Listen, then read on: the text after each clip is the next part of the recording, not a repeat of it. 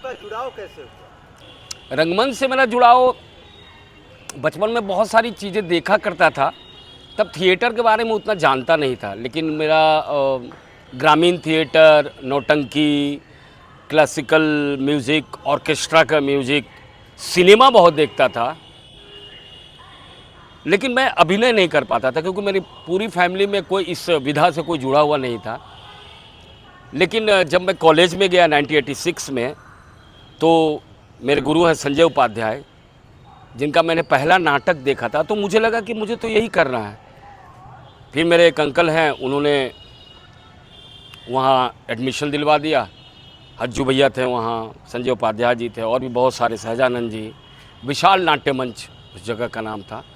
तो मैं वहाँ जुड़ा और थिएटर से आज तक जुड़ा रहा हूँ। रंगकर्मी बनने के आपके निर्णय का आपके परिवार तथा परिचितों ने सम्मान किया या विरोध किया? बहुत बहुत सम्मान किया। मेरे फैमिली में मेरे माता पिता, मेरी जितने भी फैमिली मेम्बर्स थे, उन्होंने बहुत अच्छे से बोला। हालांकि हमारे फैमिली में कोई था नहीं, लेकिन जब उन्होंने मेरा रुझान देखा, मेरे शोज देखे, तो उनको लगा कि लड़के में है कुछ बात कि ये कर सकता है। तो मेरी माँ ने मुझे कहा, और मैंने उसी समय डिसीजन लिया था कि मुझे इसी में और हायर एजुकेशन लेना है, मतलब नेशनल स्कूल ऑफ ड्रामा जाना है। तो मैं अपने घर में ये बात रखी, तो मेरी माँ ने बहुत गंभीरतापूर्वक कहा कि 40% कॉलेज की पढ़ाई करो, 60% तुम थिएटर करो, ताकि तुम और ऊपर उच्चतर शिक्षा की ओर जा सको, एनएसडी जा सको। आपका पहला नाटक कौन सा था और किस संस्था से हुआ? मेरा पहला नाटक कफन, जो कि स्ट्रीट प्ले था, 1986 में विशाल नाट्य मंच से ये नाटक हुआ था, जिसमें सुरेश कुमार हज्जू जी, सुब्रो भट्टाचार्य, पप्पू और भी बहुत सारे कलाकार थे, जो अभी नाम याद नहीं आ रहा है। तो ये विशाल नाट्य मंच से ये नाटक हुआ था। स्ट्रीट प्ले था, नुक्कड़ नाटक था, जिसके हम लोगों ने कम से कम 150-200 शोज तो किए ही होंगे। तब नाट्य के चयन से नाट्य के मंचन तक की क्या प्रक्रिया होती? कितना समय लग जाता था? हाँ, नाट्य चयन में पहले ग्रुप पूरा बैठता था, पूरा जो भी आपका थिएटर ग्रुप है, जो मैंने देखा है, बाकी अपने अपने अपने तरीके होते होंगे मुझे मालूम, लेकिन हमारे ग्रुप में होता था कि पूरी संस्था बैठती थी और एक नाटक लाया, 2-3 नाटक लाया जाता था, रीडिंग किया जाता था, फिर आपस में विचार विमर्श किया जाता था, निर्णय लिया जाता था कि कौन सा नाटक मौजू है, कंटेम्प्रेरी है, आज की सोसाइटी के लिए है, म्यूजिकल है, मतलब अलग अलग तरह का जो भी उस समय की मांग होती थी, उसके अनुसार ये नाटक का चयन होता था। सारे ग्रुप हामी भरते थे कि इस नाटक पे, मतलब वोटिंग होता था कि ये नाटक अच्छा लग रहा है, और ये सामूहिक तौर पे उसको निर्णय लिया जाता था कि ये नाटक किया जाए।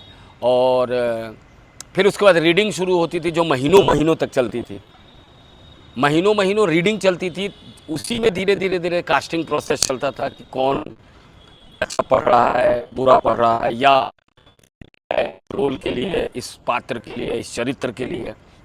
वो धीरे धीरे रीडिंग में ही जो डायरेक्टर होते थे वो चयन करते थे, तो आपकी संभावनाओं को देख कर उसमें नए एक्टर भी होते थे जिनको अच्छा रोल मिला। मैं बहुत भाग्यशाली हूँ कि शुरू से ही मुझे बड़े बड़े रोल मिलते रहे, मतलब जो नाटक में जो मुख्य भूमिकाएं होती है वो मिलता रहा।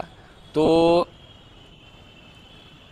रीडिंग के दौरान ही वो चयन होता था, फिर उसके अनुसार जो भी डायरेक्टर जिस तरह से कंपोज करें, प्ले म्यूजिक आता था, मतलब 2-2, 3-3 महीने जाते थे उस समय। मैंने तो एक नाटक का 9 महीने रिहर्सल किया है, कॉकेशियन चौक सर्कल का 9 महीने प्रोसेस में रहा हूँ मैं। तो एक यादगार घटना आपके रंगमंचीय जीवन की? यादगार घटनाएं तो बहुत सारी है, लेकिन एक यादगार घटना जो एक एक्टर के लिए बोलते हैं ना कि बहुत मज़ेदार होती है, एक प्ले था दलालों का चक्कर। ये विशाल नाट्य मंच से हम लोग कर रहे थे। ये जो मेडिकल दलाल होते हैं ना, जो आपको स्टेशन से रिक्शा वाला या कोई पकड़ के आपको ले जाके फलां डॉक्टर के पास चलिए, वो बहुत अच्छा है, तो उनकी साठगांठ होती है, उनका कमीशन फिक्स होता है। तो वो एक प्ले हम लोगों ने किया था दलालों का चक्कर, जिसको सहजानंद जी ने डायरेक्ट किया था, और वो खुद पीएमसीएच में 4th ग्रेड के स्टाफ थे, लेकिन बहुत ही अच्छे रंगकर्मी, बुद्धिजीवी, जो विशाल नाट्य मंच चलाते थे। उनके निर्देशन में हम लोगों ने एक नाटक किया था, और ये नाटक का पहला मंचन PMCH Patna medical college hospital में किया गया था, जहाँ पे मैं एक दलाल की भूमिका में था, मतलब एक रिक्शा वाला जो स्टेशन से मरीजों को बहला फुसला कर बेकार डॉक्टर के पास जो भी कमीशन हो, तो वहाँ और इसमें ब्लड बैंक का भी कुछ कुछ खून बेचते हैं, ये सब करते हैं। शराबी कबाबी लोग जो होते हैं क्या खून बेच के शराब ड्रग्स लेते हैं। तो ये बड़ा एक नेक्सस है, शायद पता नहीं आज भी होगा ही होगा, मुझे उतना ध्यान नहीं है, लेकिन उस समय काफ़ी सक्रिय थी ये गैंग। तो हम वो नाटक कर रहे थे, उसमें हम दलाल का, तो काफ़ी जो PMCH में इस तरह का जो ब्रोकर था, दलाल था, उसने काफ़ी विरोध किया और यहाँ तक कि चप्पल और पत्थर मारा मुझे। तो मुझे उस समय बहुत बुरा लगा था, लेकिन जब दोस्तों के बीच ये बातचीत हुई तो बोला ये तेरा प्रसाद है कि एक्टर में कि तुमने उस रोल को इतना जीवंत बना दिया। और बाद में उन्हीं लोगों से मेरी बातचीत हुई, बोले कि तुमने रोल को इतना जीवंत बना दिया कि ऐसा लग रहा है कि एक दलाली, एक रिक्शा वाला है जो स्टेशन से बस स्टैंड से पटा कर मरीजों को लाता है और गलत डॉक्टर के हाथ में डाल देता है अपने कमीशन के चक्कर में। तो शायद मेरे लिए प्रसाद था, मेरे लिए रिवार्ड था, मेरे लिए अवार्ड था। तो ये एक घटना मुझे याद है और भी बहुत सारी घटनाएं हैं आपके द्वारा किए हुए या देखे हुए। किस नाटक या किस मंचन ने आपको बहुत प्रभावित किया? ऐसे बहुत सारे नाटक हैं जो मैंने किया हुआ है, जैसे विदेशिया है, जसमावरन, बकरी, नल दमयंती, कॉकेशियन चौक सर्कल, दो कौड़ी का खेल, किंग लियर, ओथेलो, ऐसे बहुत सारे प्लेज हैं जिसमें जो मेरा बहुत ही प्रिय है, जिसमें मैंने प्रमुख भूमिकाएं भी की हैं। और नाटक देखने में तो बहुत सारे नाटक हैं, लेकिन कुछ नाटक मुझे आज भी बहुत ही रोमांचित करता है, जैसे रतनध्यम जी का चक्रव्यूह, और भी उनके कुछ प्लेज जो नाम याद नहीं आ रहा, जो मैंने देखा है, मतलब आपको मिसमराइज करता है, आपको रोमांचित करता है, आपको अलग दुनिया में जाता है। और भी बहुत सारे नाटक हैं, मतलब तो छोटे छोटे पॉकेट में आप शायद बड़े लोगों की बात नहीं कर रहा, मैं छोटे छोटे पॉकेट में भारत के कई कोनों में मैंने नाटक देखा है, जो बहुत याद नहीं आ रहा, लेकिन आपको बहुत ही रोमांचित करता है, आपको बहुत ही उत्साहित करता है, आपको बहुत ही प्रेरणा देता है। रंगमंच के क्षेत्र में आपके आदर्श कौन? रंगमंच के क्षेत्र में तो बहुत लोग हैं। पहले मेरे गुरु संजय उपाध्याय जी हैं, सुरेश कुमार हज्जू जी हैं, जो बहुत मतलब मुझे उंगली पकड़ के सिखाने वालों में एक हैं। जो भी मैं आज हूँ उन्हीं की बदौलत हूँ। फिर इसके बाद ड्रामा स्कूल में गया तो वहाँ काफ़ी सारे शिक्षक मिले, देशी विदेशी, बंसी कौल जी, देवराज अंकुर जी, बाबा करन जी, अशोक सागर भगत जी, और भी बहुत सारे नाम हैं, रॉबिन दास जी। तो बहुत सारे नाम हैं जिनको मैं अभी याद नहीं आ रहा है, लेकिन इन सभी ने मुझे बहुत सिखाया। यदि आप रंगकर्मी न होते तो क्या होता? रंगकर्मी नहीं होता तब भी रंगकर्मी ही होता मैं, और कुछ मुझे आता ही नहीं है, मुझे कुछ नहीं आता। मैंने आज तक कोई भी नौकरी, किसी भी जॉब का फॉर्म नहीं भरा, किसी जगह पे नहीं गया। मैं यही करना ही था मुझे और यही करता शायद यही करता ही, किसी रूप में भी जुड़ा रहता। एक रंगकर्मी में किन गुणों का होना अनिवार्य है? अनिवार्य तो कुछ नहीं है, आपको सचेत होना चाहिए, सतर्क होना चाहिए, थोड़े पढ़ते लिखते रहना चाहिए। एक रंगकर्मी को सुनना चाहिए, देखना चाहिए, अपने सारे सेंसेस को खुले रखने चाहिए। अब कहीं भी जा रहे हो, कोई भी एक घटनाएं देखते हो, हम क्या करते हैं, रिक्रिएट करते हैं।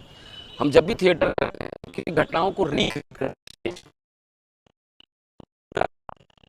अपने सारे इंद्रियों को, सारे संवेदनाओं को, सारे सेंसेस को नहीं खुले रखेंगे तो आप रिक्रिएट नहीं कर पाएंगे, क्योंकि मेमोरी बहुत बड़ी, मेमोरी जो होता है ना बहुत बड़ी चीज़ है। कि आपने ऐसा देखा था, ऐसा पढ़ा था, ऐसा सुना था, ऐसा वो नाटक देखा था, कई घटनाएं देखी थी, कई दुर्घटनाएं देखी थी, तो वो अगर आपके दिमाग में हार्ड डिस्क में है तो आप रिक्रिएट कर सकते कि अरे। और एक्टर क्या करता है, रिक्रिएट करता है।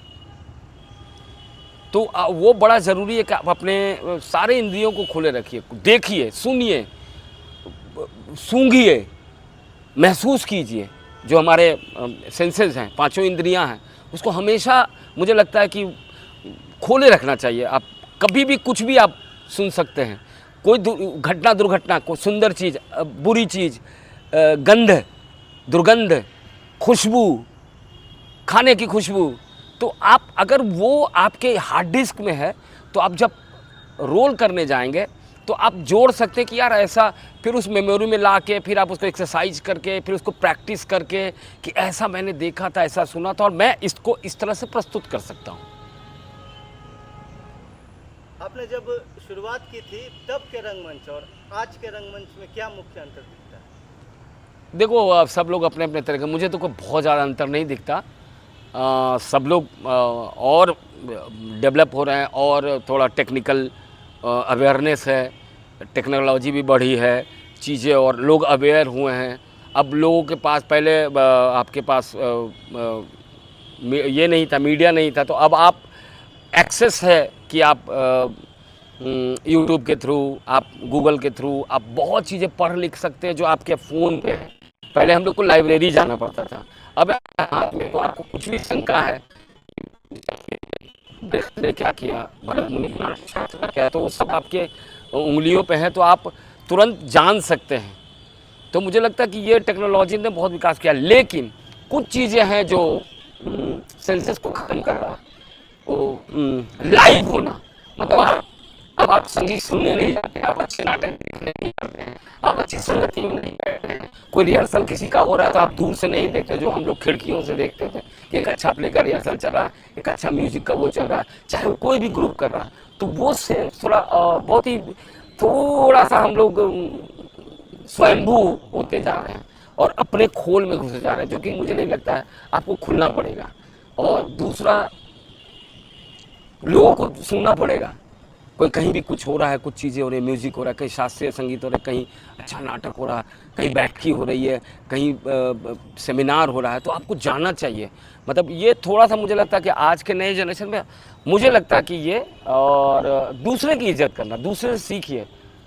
आपके सीनियर जो भी हो, आते हो, कहीं बाहर से आते हो, तो उनसे आप बात करिए, उनके अनुभव को लीजिए। अच्छा बुरा तो आपके ऊपर है कि आप उसको कैसे एक्सेप्ट करना है, आपको आप रखना है रखिए, नहीं रखना है, कोई अच्छी चीज़ें मिल जाए तो रख लो, कोई बुराई नहीं है। दूसरा, और जो एक ग्रांट नाम का जो जीव आया है, वो शायद मुझे लगता है कि पॉकेट में कर दिया है। वो अब आप सिर्फ पैसे लेने के लिए, सरकार को दिखाने के लिए कहीं भी आप कुछ कर लेते हैं, पर्दा लगा के कहीं कुछ, तो वो जो एक प्रतियोगिता थी, प्रतियोगिता नहीं कहीं, एक प्रतिस्पर्धा थी, जो स्वस्थ प्रतिस्पर्धा थी, हम एक दूसरे जेलस, लेकिन बहुत ही गुड वे में जेलस, जलन होता था।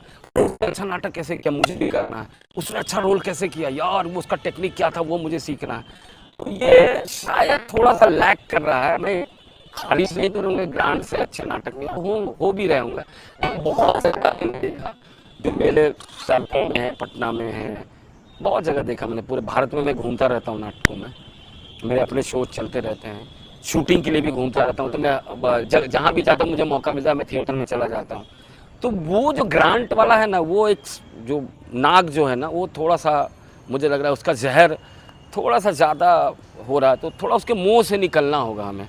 कुछ अगर पैसे आ रहे तो अच्छे नाटक करो ना, कुछ बढ़िया नाटक करो ना, कुछ मतलब क्रिएटिव कुछ करो ना। अब तो पैसे भी आ रहे हैं, पहले तो हम लोग सब चंदा मांग के, भीख मांग के, इधर उधर से जुगाड़ करके, घर से पैसे लेके, टिकट बेच के, अपने पॉकेट का पैसा दे के इस तरह से करते। तो अब जब आपकी सुविधाएं मिल रही है, हॉल अच्छे हो गए, प्रेमचंद रंगशाला आ गया है, कालिदास रंगालय, सब अच्छे अच्छे हॉल हो गए हैं आपके पास, छोटे छोटे पॉकेट में HOB बन गया है, नृत्य कला मंदिर है, तो अब तो आपके पास बहुत सारे ऑप्शन हैं।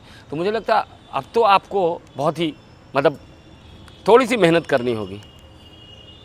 क्या नाट्य विद्यालय में प्रशिक्षण प्राप्त करने के बाद मुंबई में काम मिलने में आसानी होती है? नहीं, ऐसा कुछ नहीं है। आप ना भी करें तब भी अब आपके ऊपर है। आप अच्छे अभिनेता होने चाहिए, अच्छे प्रैक्टिशनर होने चाहिए, अच्छे ऑब्जर्वेशन वाले होने चाहिए, कॉन्टैक्ट आपके अच्छे होने चाहिए, लोगों से मिलो, तो वो भी अभी कोई ज़रूरी नहीं है। बिना नाट्य विद्यालय के भी बड़े अच्छे अच्छे अभिनेता हैं।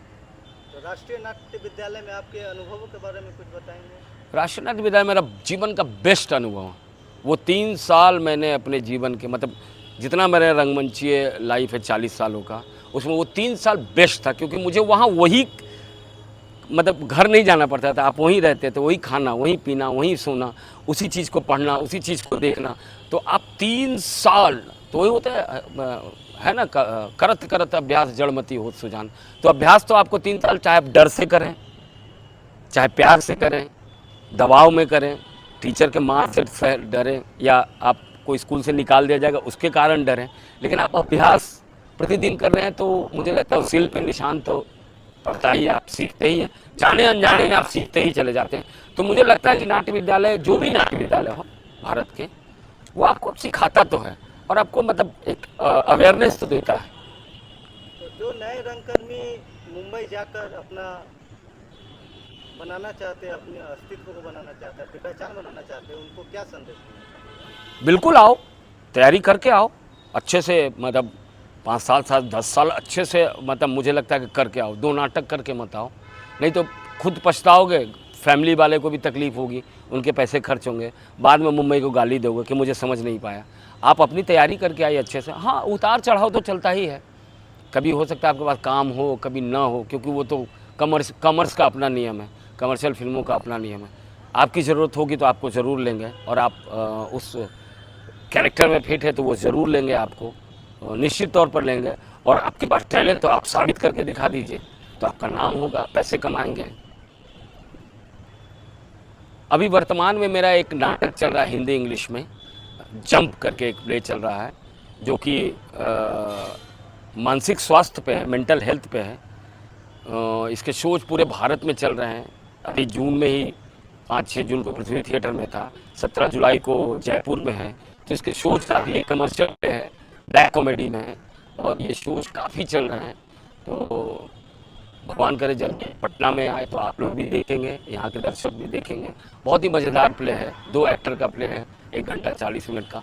आपको मतलब एक अलग तरह का स्वाद मिलेगा, एक अलग तरह के विषय पे जिस पे हम लोग बात नहीं करना चाहते हैं कि आज मानसिक स्वास्थ्य कितना ज़रूरी है।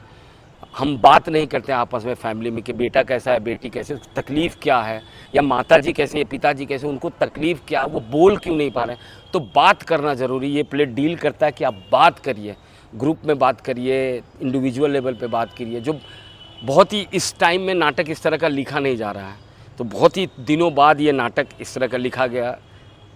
मेरा director writer Manish Verma producer भी है, और हम लोग दिलनाज ईरानी और संजय सोनू एक्ट कर रहे हैं। तो भगवान करे जल्दी पटना में आए और आप लोग ये प्ले देखें, आपको मज़ा आएगा। और भारत के किसी भी कोने में आपको देखने को मिले जंप, तो आप ज़रूर देखिएगा, मज़ा आएगा। Thank you.